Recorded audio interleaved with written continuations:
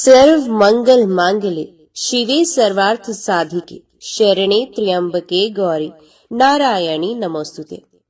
मैं कमल के आसन पर बैठी हुई महिषासुर मर्दिनी माँ भगवती महालक्ष्मी का भजन करती हूँ, जो अपने हाथों में अक्षमाला, फरसा, गदा, बाण, वज्र, पदम, धनुष, कुंडिका, दंड, शक्ति, खड्ग, ढाल, शंख, घंटा, मधुपात्र, शूल, पाश और चक्र धारण करती हैं, तथा जिनके श्री विग्रह की कांति मूंगे के समान लाल है।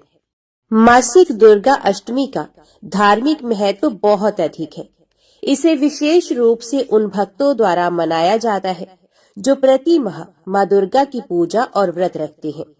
इस दिन पूजा करने से व्यक्ति के जीवन में सुख, समृद्धि और शांति का वास होता है। ये दिन विशेष रूप से शत्रुओं को पराजित करने, रोगों से मुक्ति और समस्त दुखों से छुटकारा पाने का एकमात्र साधन है। आज के वीडियो में आप श्रवण करेंगे दुर्गा अष्टमी की पौराणिक व्रत कथा। ऋषि कहते हैं, पूर्व काल में देवताओं और असुरों में पूरे 100 वर्षों तक घोर संग्राम हुआ था। उसमें असुरों का स्वामी महिषासुर था और देवताओं का नायक इंद्र। उस युद्ध में देवताओं की सेना महाबली असुरों से परास्त हो गई। संपूर्ण देवताओं को जीतकर महिषासुर इंद्र बन बैठा। तब पराजित देवता प्रजापति ब्रह्मा जी को आगे करके उस स्थान पर गए जहाँ भगवान शंकर और भगवान विष्णु विराजमान थे। देवताओं ने महिषासुर के पराक्रम तथा अपनी पराजय का यथावत वृतांत उन दोनों देवेश्वरों से विस्तार पूर्वक कह सुनाया और वे बोले, हे भगवान, महिषासुर सूर्य, इंद्र, अग्नि, वायु, चंद्रमा, यम, वरुण तथा अन्य देवताओं के भी अधिकार छीनकर स्वयं ही सबका अधिष्ठाता बना बैठा है।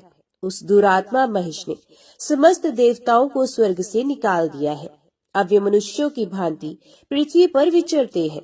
दैत्यों की ये सारी करतूत हमने आप लोगों से कह सुनाई। अब हम आपकी शरण में आए हैं, उसके वध का कोई उपाय सोचिए। इस प्रकार देवताओं के वचन सुनकर भगवान विष्णु और भगवान शिव ने दैत्यों पर बड़ा क्रोध किया। उनकी भौहें तन गई और मुंह टेढ़ा हो गया। तब अत्यंत कोप में भरे हुए चक्रपाणी श्री विष्णु के मुख से एक महान तेज प्रकट हुआ। इसी प्रकार ब्रह्मा, शंकर तथा इंद्र आदि अन्यान्य देवताओं के शरीर से भी बड़ा भारी तेज निकला। वे सब मिलकर एक हो गया। महान तेज का वह पुंज पर्वत सा जान पड़ता था। देवताओं ने देखा, वहां उसकी ज्वालाएं संपूर्ण दिशाओं में व्याप्त हो रही थी।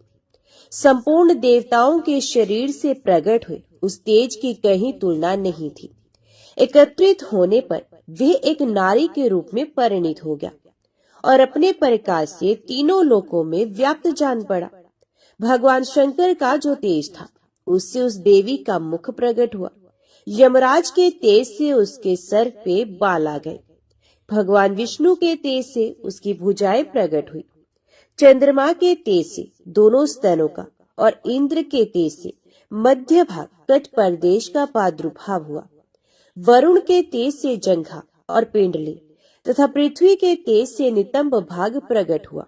ब्रह्मा जी के तेज से दोनों चरण और सूर्य के तेज से उनकी अंगुलियां प्रकट हुई। वसुओं के तेज से हाथों की अंगुलियां और कुबेर के तेज से नासिका प्रकट हुई। उस देवी के दांत प्रजापति के तेज से और तीनों नेत्र अग्नि के तेज से प्रकट हुए थे। उसकी बोहें संध्या के और कान वायु के तेज से उत्पन्न हुए थे। इसी प्रकार अन्यान्य देवताओं के तेज से उस कल्याणकारी देवी का आविर्भाव हुआ।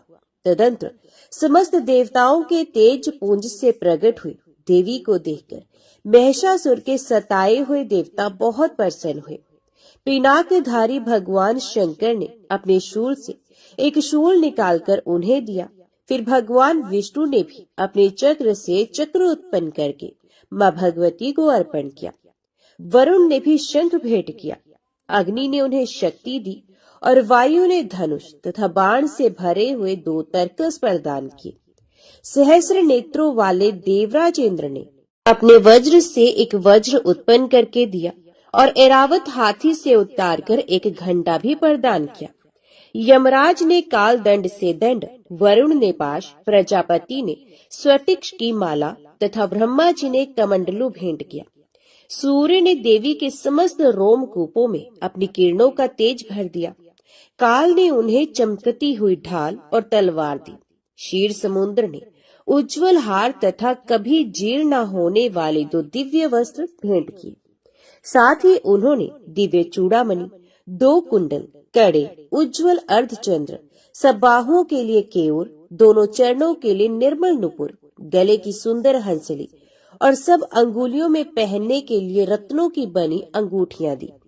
विश्वकर्मा ने उन्हें अत्यंत निर्मल फरसा भेंट किया। साथ ही अनेक प्रकार के अस्त्र और अभेद्य कवच दिए।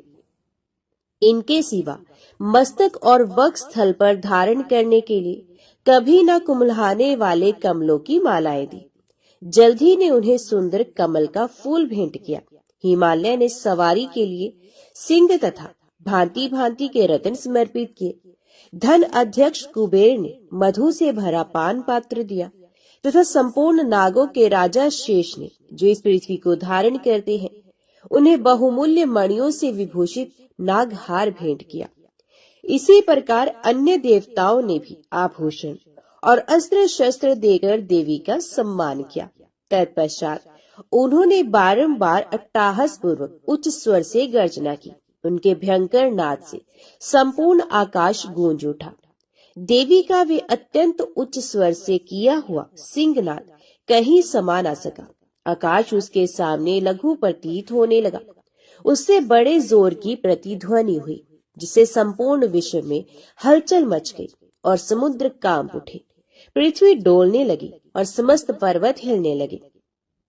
उस समय देवताओं ने अत्यंत प्रसन्नता के साथ सिंह वाहिनी भवानी से कहा, हे देवी, तुम्हारी जय हो।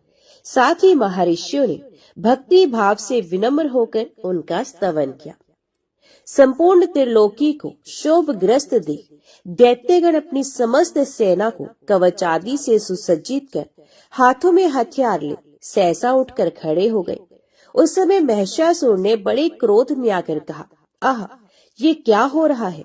फिर वे संपूर्ण असुरों से घिरकर उस सिंहनाद की ओर लक्ष्य करके दौड़ा और आगे पहुंचकर उसने देवी को देखा, जो अपनी प्रभा से तीनों लोगों को प्रकाशित कर रही थी। उनके चरणों के भार से पृथ्वी दबी जा रही थी। माथे के मुकुट से आकाश में रेखा सी खींच रही थी तथा वे अपने धनुष की टंकार से 7 पातालों को शुद्ध किए देती थी। देवी अपनी 1000 भुजाओं से संपूर्ण दिशाओं को आच्छादित करके खड़ी थी। तुरंत उनके साथ दैत्यों का युद्ध छिड़ गया। नाना प्रकार के अस्त्र शस्त्रों के प्रहार से संपूर्ण दिशाएं उद्भासित होने लगी। चिक्षुर नामक महान असुर महिषासुर का सेना नायक था। वह देवी के साथ युद्ध करने लगा। अन्य दैत्यों की चतुरंगिणी सेना साथ लेकर चामर भी लड़ने लगा। 60,000 रथियों के साथ आकर उदगर नामक महादैत्य ने लोहा लिया। 1 करोड़ रथियों को साथ लेकर महाहनु नामक दैत्य युद्ध करने लगा, जिसके रोए तलवार के समान तीखे थे। वे 80 लोमा नाम का महादैत्य 5 करोड़ रथी सैनिकों सहित युद्ध में आ डटा। 60 लाख रथियों से घिरा हुआ वाशकल नामक दैत्य भी उस युद्ध भूमि में लड़ने लगा। परिवारित नामक राक्षस हाथी सवार और घुड़सवारों के अनेक दलों तथा 1 करोड़ रथियों की सेना लेकर युद्ध करने लगा। बिडाल नामक दैत्य 5 अरब रथियों से घिरकर लोहा लेने लगा। इनके अतिरिक्त और भी हजारों महादैत्य रथ, हाथी और घोड़ों की सेना साथ लेकर वहां देवी के साथ युद्ध करने लगे। स्वयं महिषासुर उस रणभूमि में कोटि कोटि सहस्र रथ, हाथी और घोड़ों की सेना से घिरा हुआ खड़ा था। वे दैत्य देवी के साथ तोमर, भिंदीपाल, शक्ति, मूसल, खड़ग, परशु और पटिश आदि अस्त्र शस्त्रों का प्रहार करते हुए युद्ध कर रहे थे। कुछ दैत्यों ने उन पर शक्ति का प्रहार किया, कुछ लोगों ने पाश फेंके तथा कुछ दूसरे दैत्यों ने खड्ग प्रहार करके देवी को मार डालने का उद्योग किया। देवी ने भी क्रोध में भरकर खेल खेल में ही अपने अस्त्र शस्त्रों की वर्षा करके दैत्यों के वे समस्त अस्त्र शस्त्र काट डाले। उनके मुख पर परिश्रम या थकावट का रंच मात्र भी चिन्ह नहीं था। देवता और ऋषि उनकी स्तुति कर रहे थे और वे भगवती परमेश्वरी दैत्यों के शरीरों पर अस्त्र शस्त्रों की वर्षा करती रही। देवी का वाहन वह सिंह भी क्रोध में भरकर गर्दन के बालों को हिलाता हुआ असुरों की सेना में इस प्रकार विचरने लगा, मानो वनों में दावा नल फैल रहा हो। रणभूमि में दैत्यों के साथ युद्ध करती हुई देवी अंबिका ने जितने निश्वास छोड़े वे सभी तत्काल सैकड़ों हजारों गणों के रूप में प्रकट हो गए और परशु, भेंदीपाल, खड्ग तथा पटेश आदि अस्त्रों द्वारा असुरों का सामना करने लगे। देवी की शक्ति से बड़े हुए वे गण असुरों का नाश करते हुए नगाड़ा और शंख आदि बजाने लगे। उस संग्राम महोत्सव में कितने ही गण मृदंग बजा रहे थे। तुरंत देवी ने त्रिशूल से, गदा से, शक्ति की वर्षा से और खड्ग आदि से सैकड़ों महादैत्यों का संहार कर डाला। कितनों को घंटे के भयंकर नाद से मूर्छित करके मार गिराया। बहुतेरे दैत्यों को पाश से बांधकर धरती पर घसीटा। कितने ही दैत्य उनकी तीखी तलवार की मार से दो दो टुकड़े हो गए।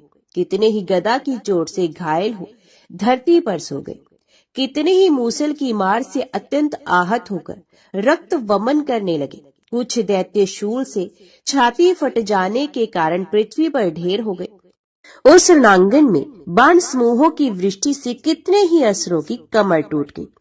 बाज की तरह झपटने वाले देव पीड़ित दैत्यगण अपने प्राणों से हाथ धोने लगे। किन्हीं की बाहें छिन्न भिन्न हो गई, कितनों की गर्दनें कट गई। कितने ही दैत्यों के मस्तक कट कट कर गिरने लगे। कुछ लोगों के शरीर मध्य भाग में ही विलीन हो गए। कितने ही महादैत्य जांघें कट जाने से पृथ्वी पर गिर पड़े। कितने को ही देवी ने एक बाह, एक पैर और एक नेत्र वाला करके दो टुकड़ों में चीर डाला। कितने ही दैत्य मस्तक कट जाने पर भी गिरकर फिर उठ जाते और केवल धड़ के ही रूप में अच्छे अच्छे हथियार हाथ में देवी के साथ युद्ध करने लगते थे। दूसरे कबंध युद्ध के बाजों की लय पर नाचते थे। कितने ही बिना सर के धड़ हाथों में खड्ग, शक्ति और रिष्टि लेकर दौड़ते थे तथा दूसरे महादैत्य ठहरो ठहरो ये कहते हुए देवी को युद्ध के लिए ललकारते थे। जहाँ वे घोर संग्राम हुआ था वहाँ की धरती देवी के गिराए हुए रथ, हाथी, घोड़े और असुरों की लाशों में ऐसी पट गई थी कि वहाँ चलना फिरना असंभव हो गया था। दैत्यों की सेना में हाथी, घोड़े और असुरों के शरीरों से इतनी अधिक मात्रा में रक्तपात हुआ था कि थोड़ी ही देर में वहाँ खून की बड़ी बड़ी नदियां बहने लगी। जगदम्बा ने असुरों की विशाल सेना को क्षण भर में नष्ट कर दिया। ठीक उसी तरह जैसे तृण और काठ के भारी ढेर को आग कुछ ही क्षण में भस्म कर देती है। और वे सिंह भी गर्दन के बालों को हिला हिलाकर जोर जोर से गर्जना करता हुआ दैत्यों के शरीर से मानो उनके प्राण चुन लेता था। वहां देवी के गणों ने भी उन महादैत्यों के साथ ऐसा युद्ध किया जिससे देवतागण उन पर आकाश से फूल बरसाने लगे और उन सब से बहुत संतुष्ट हुए। जगदम्बा के श्रीअंगों की कांति उदय काल के सहस्रों सूर्यों के समान है। वे लाल रंग की रेशमी साड़ी पहने हुए हैं। उनके गले में मुंडमाला शोभा पा रही है। दोनों स्तनों पर रक्त चंदन का लेप लगा है। वे अपने कर कमलों में जप मालिका, विद्या, अभय तथा वर मुद्राएं धारण करती हैं। 3 नेत्रों से सुशोभित मुखार विंद की बड़ी शोभा हो रही है। उनके मस्तक पर चंद्रमा के साथ ही रतन में मुकुट बंधा है तथा वे कमल के आसन पर विराजमान है। ऐसी देवी को मैं भक्ति पूर्वक प्रणाम करता हूँ। दैत्यों की सेना को इस प्रकार तहस नहस होते देख महादैत्य सेनापति चिक्षुर क्रोध में भरकर अंबिका देवी से युद्ध करने को आगे बढ़ा। व्यसुर रणभूमि में देवी के ऊपर इस प्रकार बाणों की वर्षा करने लगा जैसे बादल मेरू गिरी के शिखर पर पानी की धार बरसा रहा हो। तब देवी ने अपने बाणों से उसके बाण समूह को अनायास ही काटकर उसके घोड़ों और साथी को भी मार डाला। साथ ही उसके धनुष तथा अत्यंत ऊंची ध्वजा भी तत्काल काट गिराया। धनुष कट जाने पर उसके अंगों को अपने बाणों से बेंध डाला। धनुष, रथ, घोड़े और सारथी के नष्ट हो जाने पर वे असुर ढाल और तलवार लेकर देवी की ओर दौड़ा। उसने तीखी धार वाली तलवार से सिंह के मस्तक पर चोट करके देवी की भी बाईं भुजा में बड़े वेग से प्रहार किया। देवी की बाह पर पहुंचते ही वे तलवार टूट गई। फिर तो क्रोध से लाल आंखें करके उस राक्षस ने शूल हाथ में लिया और उसे उस महादैत्य ने भगवती भद्रकाली के ऊपर चलाया। वह शूल आकाश से गिरते हुए सूर्य मंडल की भांति अपने तेज से प्रज्वलित हो उठा। उस शूल को अपनी ओर आते देख देवी ने भी शूल का ही प्रहार किया। उससे राक्षस के शूल के सैकड़ों टुकड़े हो गए। साथ ही महादैत्य चिक्षुर की भी धज्जियां उड़ गई। वे प्राणों से हाथ धो बैठा।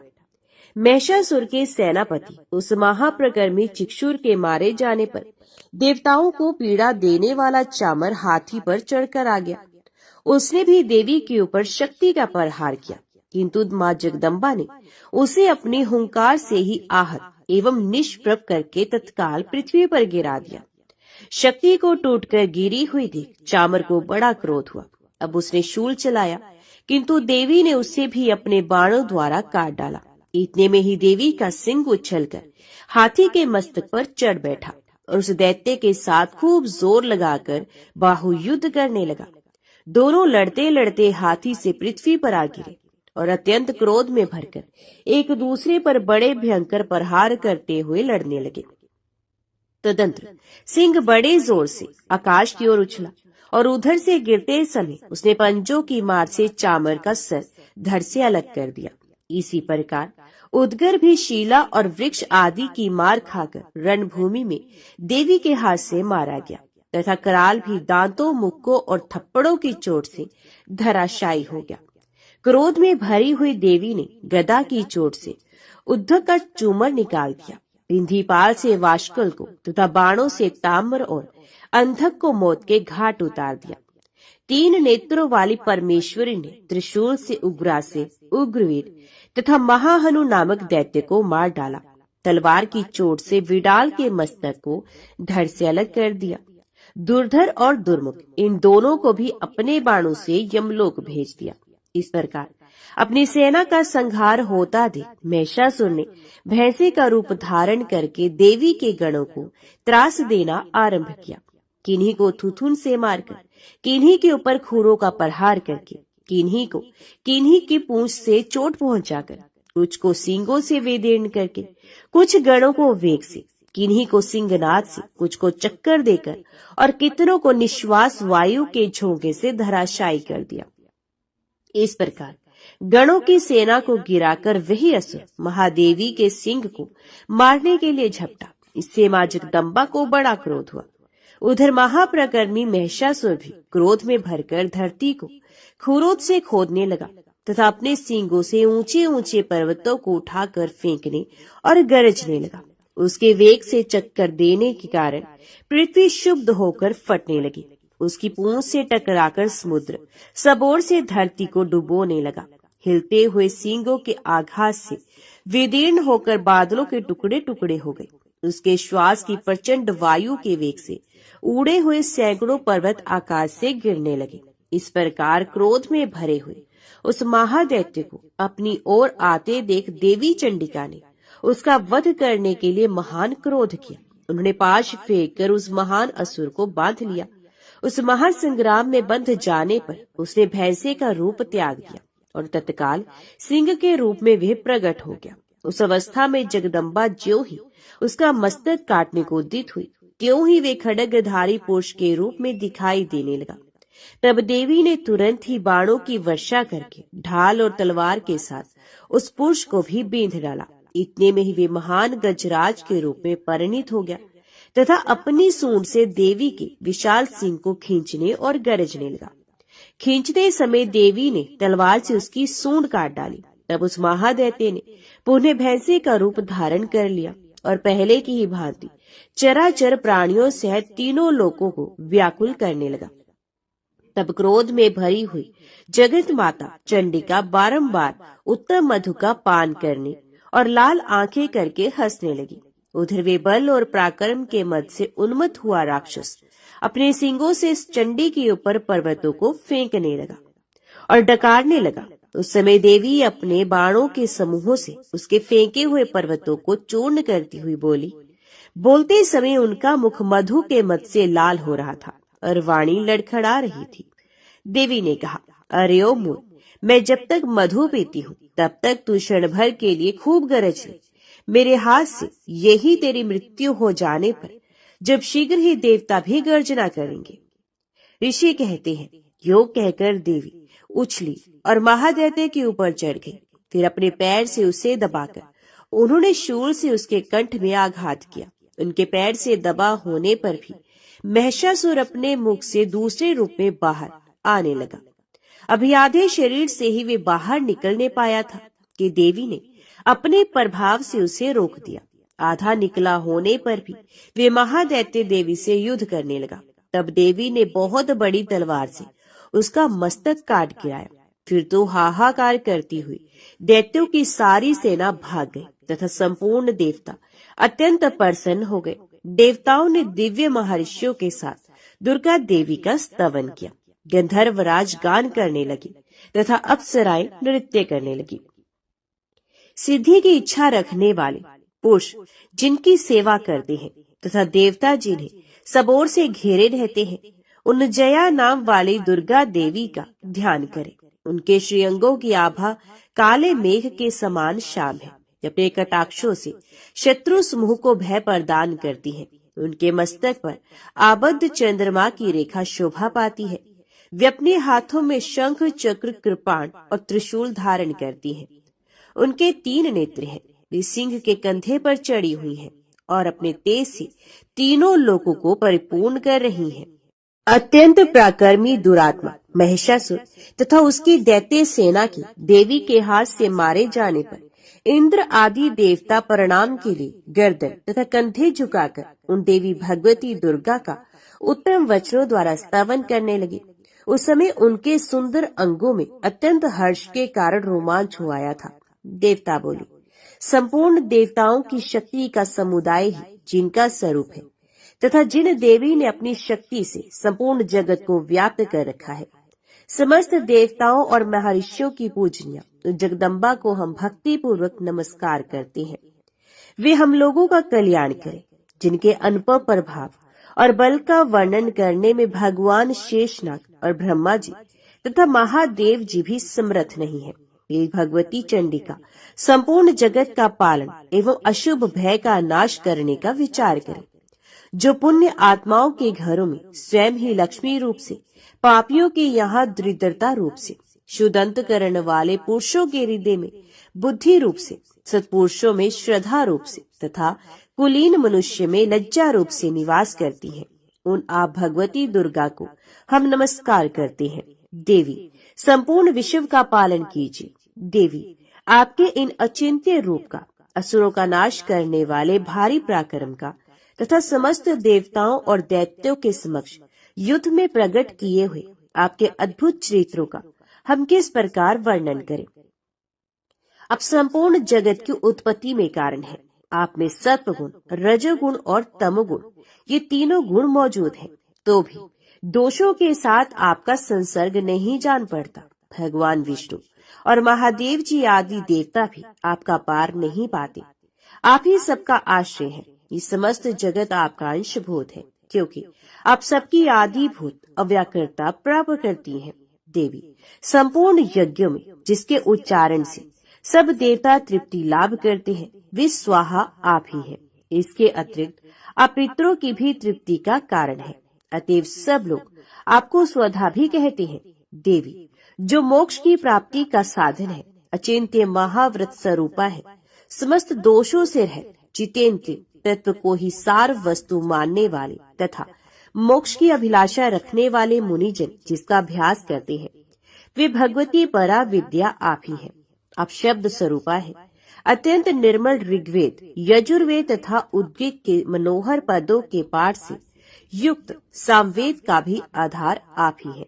आप देवी, त्रय, तीनों वेद और भगवती 6 ऐश्वर्यों से युक्त है। इस विश्व की उत्पत्ति एवं पालन के लिए आप ही वार्ता, खेती एवं आजीविका के रूप में प्रकट हुई हैं।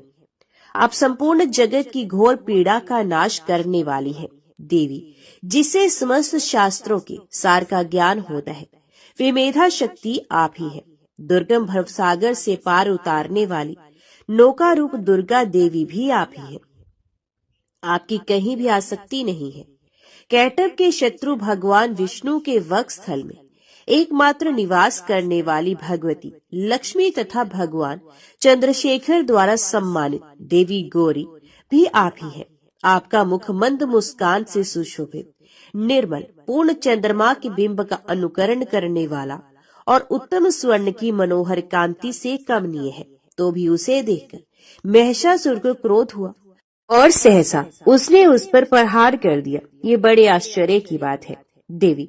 वही मुख जब क्रोध से युक्त होने पर उदय काल के चंद्रमा की भांति लाल और तनी हुई बोहों के कारण विकराल हो उठा, तब उसे देखकर जो महिषासुर के प्राण तुरंत नहीं निकल गए, वे उससे भी बढ़कर आश्चर्य की बात है। क्योंकि क्रोध में भरे हुए यमराज को देखकर भला कौन जीवित रह सकता है। देवी, आप प्रसन्न हो, परमात्मा स्वरूप आपके प्रसन्न होने पर जगत का भी उदय होता है और क्रोध में भर जाने पर आप तत्काल ही कितने कुलों का सर्वनाश कर डालती हैं। ये बात अभी अनुभव में आई है, क्योंकि महिषासुर की ये विशाल सेना क्षण भर में आपके कोप से नष्ट हो गई है। सदा अभी उदय प्रदान करने वाली आप जिन पर प्रसन्न रहती हैं, वही देश में सम्मानित है। उन्हीं को धन और यश की प्राप्ति होती है। उन्हीं का धर्म कभी शिथिल नहीं होता तथा वे ही अपने रिष्ट पुष्ट स्त्री पुत्र और भृत्यों के साथ धन्य माने जाते हैं। देवी, आपकी ही कृपा से पुण्य आत्मा पुरुष प्रतिदिन अत्यंत श्रद्धा पूर्वक सदा सब प्रकार के धर्म अनुकूल कर्म करता है और उसके प्रभाव से स्वर्गलोक में जाता है। इसलिए आप तीनों लोकों में निश्चय ही मनोवांछित फल देने वाली है। माँ दुर्गे, आप स्मरण करने पर सब प्राणियों का भय हर लेती है और स्वस्थ पुरुषों द्वारा चिंतन करने पर उन्हें परम कल्याणमयी बुद्धि प्रदान करती है। दुख, दरिद्रता और भय हरने वाली देवी, आपके सिवा दूसरी कौन है जिसका चित्त सबका उपकार करने के लिए सदा ही व्याग्र रहता हो। देवी, इन राक्षसों के मरने से संसार को सुख मिले तथा ये राक्षस चिरकाल तक नरक में रहने के लिए भले ही पाप करते हो, इस समय संग्राम में मृत्यु को प्राप्त होकर स्वर्गलोक में जाए, निश्चय ही यही सोचकर आप शत्रुओं का वध करती हैं। आप शत्रुओं पर शस्त्रों का प्रहार क्यों करती हैं? समस्त अस्त्रों को दृष्टिपात मात्र से ही भस्म क्यों नहीं कर देती? इसमें एक रहस्य है। ये शत्रु भी हमारे शस्त्रों से पवित्र होकर उत्तम लोकों में जाए, इस प्रकार उनके प्रति भी आपका विचार अत्यंत उत्तम रहता है। खड़ग के तेज पुंज की भयंकर दीप्ति से तथा आपके त्रिशूल के अग्रभाग की घनीभूत प्रभा से चौंधियाकर जो अस्त्रों की आंखें फूट रही गई, उसमें कारण यही था कि ये मनोहर रश्मियों से चंद्रमा के समान आनंद प्रदान करने वाले आपके सुंदर मुख का दर्शन करते थे। देवी, आपका शील दुराचारियों के बुरे बर्ताव को दूर करने वाला है। साथ ही ये रूप ऐसा है जो कभी चिंतन में नहीं आ सकता और जिसकी कभी दूसरों से तुलना भी नहीं की जा सकती, तथा आपका बल और पराक्रम तो उन दैत्यों का भी नाश करने वाला है जो कभी देवताओं के पराक्रम को भी नष्ट कर चुके थे। इस प्रकार आपने शत्रुओं पर भी अपनी दया ही प्रकट की है। वरदायिनी देवी, आपके इस पराक्रम की किसके साथ तुलना हो सकती है? तथा शत्रु को भय देने वाले एवं अत्यंत मनोहर ऐसा रूप ही आपके सिवा और कहाँ है? हृदय में कृपा और युद्ध में निष्ठुरता, ये दोनों बातें तीनों लोगों के भीतर केवल आप में ही देखी गई हैं। माता, आपने शत्रु का नाश करके समस्त त्रिलोकी की रक्षा की है। उन शत्रु को भी युद्ध भूमि में मारकर स्वर्गलोक में पहुंचाया है तथा उन्मत्त दैत्यों से प्राप्त होने वाले हम लोगों के भय को भी दूर कर दिया है। आपको हमारा नमस्कार है। देवी, आप शूल से हमारी रक्षा करें, अंबिके खड्ग से भी हमारी रक्षा करें तथा घंटा की ध्वनि और धनुष की टंकार से भी आप हम लोगों की रक्षा करें। चंडिके, पूर्व, पश्चिम और दक्षिण दिशा में आप हमारी रक्षा करें तथा हे ईश्वरी, अपने त्रिशूल को घुमाकर आप उत्तर दिशा में भी हमारी रक्षा करें। तीनों लोकों में आपके जो परम सुंदर एवं अत्यंत भयंकर रूप विचरते रहते हैं, उनके द्वारा भी आप हमारी तथा इस भूलोक की रक्षा करें। हे अंबिके, आपके कर पल्लवों में शोभा पाने वाले खड्ग, शूल और गदा आदि जो अस्त्र हो, उन सबके द्वारा आप सब ओर से हम लोगों की रक्षा करें। इस प्रकार जब देवताओं ने जगत माता दुर्गा की स्तुति की और नंदन वन के दिव्य पुष्पों और गंध चंदन आदि के द्वारा उनका पूजन किया, फिर सबने मिलकर जब भक्ति पूर्वक दिव्य धूपों की सुगंध निवेदन की, देवी ने प्रसन्न वंदन होकर प्रणाम करते हुए सब देवताओं ने कहा। देवी बोली, देवताओं, तुम सब लोग मुझसे जिस वस्तु की अभिलाषा रखते हो उसे मांगो। देवता बोले, भगवती ने हमारी सब इच्छा पूर्ण कर दी, अब कुछ भी बाकी नहीं, क्योंकि हमारा ये शत्रु महिषासुर मारा गया। महेश्वरी, इतने पर भी यदि आप हमें और वर देना चाहती हैं, तो हम जब जब भी आपका स्मरण करें, तब तब आप दर्शन देकर हम लोगों के महान संकट दूर कर दिया करें तथा प्रसन्न मुखी अंबिके, जो मनुष्य इन स्तोत्रों द्वारा आपकी स्तुति करे, उसे वित्त, समृद्धि और वैभव देने के साथ ही उसकी धन और स्त्री आदि संपत्ति को भी बढ़ाने के लिए आप सदा हम पर प्रसन्न रहे। देवताओं ने जब अपने तथा जगत के कल्याण के लिए भद्रकाली देवी को इस प्रकार प्रसन्न किया, तब वे तथास्तु कहकर वहीं अंतर ध्यान हो गई। जय माँ भगवती, जय माँ दुर्गा। आज की वीडियो में इतना ही। उम्मीद करती हूँ वीडियो आपको पसंद आई होगी। वीडियो पसंद आई हो तो वीडियो को लाइक और चैनल को सब्सक्राइब जरूर कीजिएगा। जय माता दी लिखकर कमेंट बॉक्स में अपनी हाजिरी और अपने सुझाव देना ना भूलेगा।